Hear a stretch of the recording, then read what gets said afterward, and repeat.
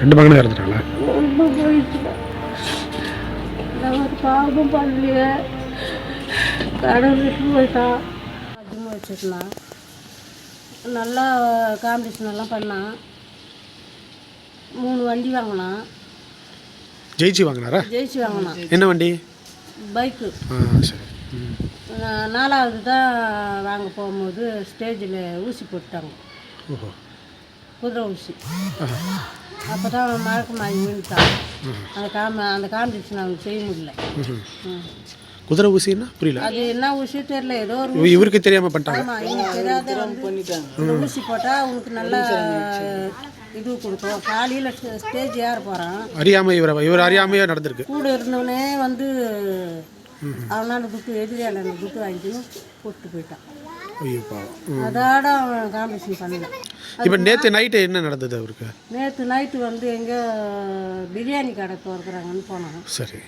அதை போயிட்டு அந்த நைட்டு போயிட்டு 1 மணிக்கு வந்தான். வந்து சாப்பிட சொன்னால் சாப்பாடு வேணான்னு சொல்லிட்டு பார்த்துக்கினான். காலையில் வந்து வாந்தி எடுத்தான். நேற்று காலையில் ஒரே வாசனை வருது. என்னடா துண்ணேன்னா, பிரியாணி கொஞ்சம் தான் துண்ணேன் அப்படின்னா. அது எத்தனை மணிக்கு துண்ணானோ என்னான்னு தெரில. அது அப்படியே ஜீரணாகாது. வாந்தி எடுத்துட்டு வாந்தி தண்ணி குடித்தாலும் வாந்தி. எதுக்கு மாத்திரை கேட்டான், ஜுர மாத்திரை வாங்கிட்டு வந்து கொடுத்தேன், போட்டுக்கினான். தண்ணி குடித்தான், அந்த தண்ணி வாந்தி வந்துடுச்சு. அப்புறம் லிம்கா ஒன்று வாங்கிட்டு வந்து கொடுத்தேன், அதை குடித்தான். அதை குடிச்சிட்டு அப்படியே வாந்தி எடுத்தான். அதோட 3 மணி வரையும் பார்த்தோம். அதில் இருக்க கூட இருக்கிறவங்களுக்கெல்லாம் ஃபோன் பண்ணால் எவனும் எல்லாம் வெளியேறேன்னு சொல்லிட்டானுங்க. அதோட தான் அவங்க தம்பி வந்து அவனுக்கு தெரிஞ்சு போய் வந்து கார் வச்சு தூக்கின்னு கவர்மெண்ட் ஹாஸ்பிட்டலுக்கு தூக்கின்னு வந்தோம். மீஞ்சூரில் சரி. அங்கே தூக்கின்னு வந்து எல்லாத்தையும் பண்ணி அந்த இதுவெல்லாம் கொடுத்தாங்க. இங்கே கூட எதுவும் கிடையாது. அந்த இறக்குற மிஷினு, அந்த பெரிய ஹாஸ்பிட்டல் ஸ்டான்லிங் போயிடுங்க வந்துட்டு ஆம்புலன்ஸ் ஃபோன் பண்ணாங்க. எடுத்துக்கின்னு போனோம். பாதியில் போயிடுச்சு. ஆனால் எனக்கு தெரில. கூட அந்த பையன் இருக்குதுன்ட்டு ஹாஸ்பிட்டலில் எடுத்துன்னு சேருது. அங்கே போன போது 1/2 மணி நேரம் ஆகுது, உங்கள் பையன் செத்து அப்படின்னு போனோம். மிஸ் இந்தியா போட்டாலே ஆல்ரெடி அண்ணாவோட ஸ்டேஜ் ஸ்டில் அப்படியே வந்துடும். நேஷ்னல் லெவலில் போயிருக்காங்க. நம்ம மிஸ்டர் சென்னை அடிச்சிருக்காங்க. சரத்குமார் சார்லாம் வந்து அண்ணனுக்கு பைக்கில் ஆப்ரேஷன் பண்ணியிருக்காங்க. எனக்கு தெரிஞ்சு ஒரு கிட்டத்தட்ட 7-8 பண்ணியிருக்காங்க சார். அவங்க ஒரு மேக்சினே வந்துருக்கு ஒரு பற்றி. ஆமாம், நடுவில் ஒரு ஒரு நடு காலமில் ஃபுல் ஃபோட்டோவும் அண்ணனோட மேக்ஸிமம் அப்படியே அவங்க ஃபுல் டீட்டெயிலுமே கொடுத்துருந்தாங்க.